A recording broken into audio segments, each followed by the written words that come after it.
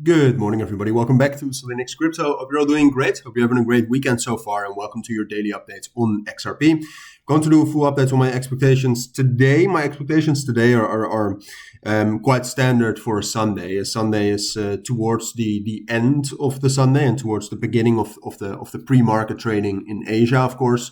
It can get quite volatile, and we'll talk about that, and we'll talk about what that means. But ultimately, we'll talk a little bit more about what I expect for next week and about generals. I mean, right now, generalities, I think that's the correct usage. But right now, the market conditions, what's going on, and that has been the case already a little bit since Thanksgiving on last week, Thursday. It's just very low liquidity, very low volume. XRP at this point of time, to give you an example, you can also see, well, it's a little bit higher, but in terms of 1 hour volume, like it's significantly lower than Solana, significantly lower than ETH. And that is also, whoever does the market making for XRP in a weekend, they really seem to enjoy the weekend because volume gets down lower. Bitcoin correlation between Bitcoin and XRP, or Bitcoin correlation in general, is getting a little bit lower. I would say that is bullish.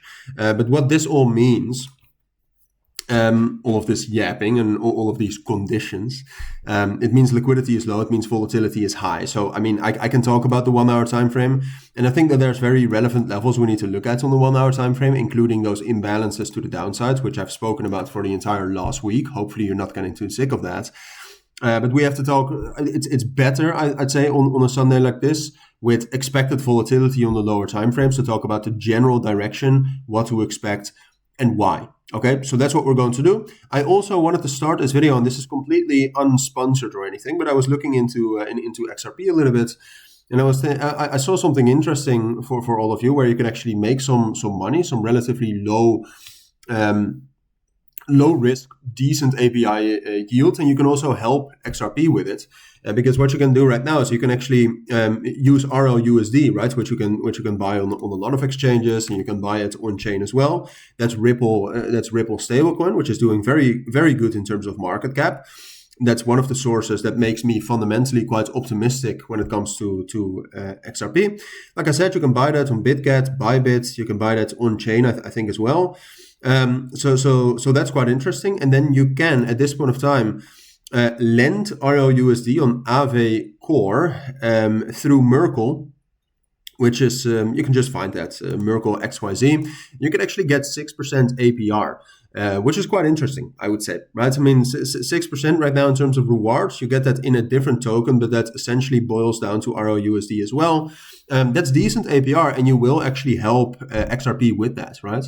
If you're using RLUSD, and if you're strengthening their stablecoin protocol, so might be interesting. If you need some help with that, let me know. But that's just from the fundamental perspective. Ultimately, talking about XRP right now, I think there's two relevant levels on the higher time frames. That's our main price target, which is 2.41. That is naturally our next price target. We have reclaimed back into this range between 2.04 and 2.8. That has been the range, that has been the main volume profile since last year, November. So for over a year already, we've reclaimed the value area low. The next price target then always is the point of control, which is not necessarily in the middle, but it's the most traded level within that range. That's sitting at 2.41. That's our main price target. And then the main level that we need to hold is 2.04. Generally speaking, I think we're going to hold 2.04. I think we're rallying into 2.41. That has to do with fundamentals, XRP ETF, RLUSD, some other things as well, some general developments that I think Ripple has made throughout the last year. Also has to do with the market, okay? I made a video which I would definitely recommend you to watch somewhere today. There's a lot of value in that, completely for free. Made a video yesterday with 5 reasons why I think Bitcoin has bottomed.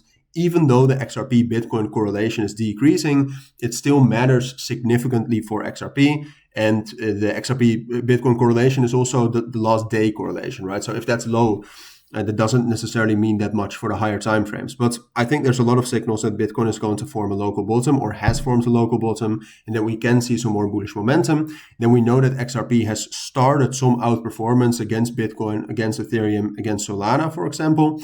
So that combination, I would say, is enough to expect to move to the upside.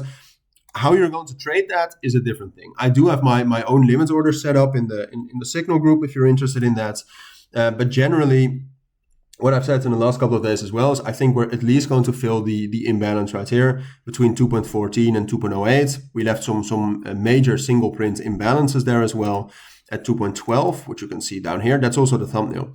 At 2.13, 2.11, there's major imbalances. I think we're going to fill that first, and then we're going to rally up. But the general direction, I would say, fundamentally and technically, is to the upside. With 2.4, 2.41, like I said, being the main price target. And rallying higher than that is going to be difficult, but not impossible. So I'll keep you updated on that. For now, that is what I think you need to know. So thank you for watching, everybody. Have a great rest of your Sunday, and bye.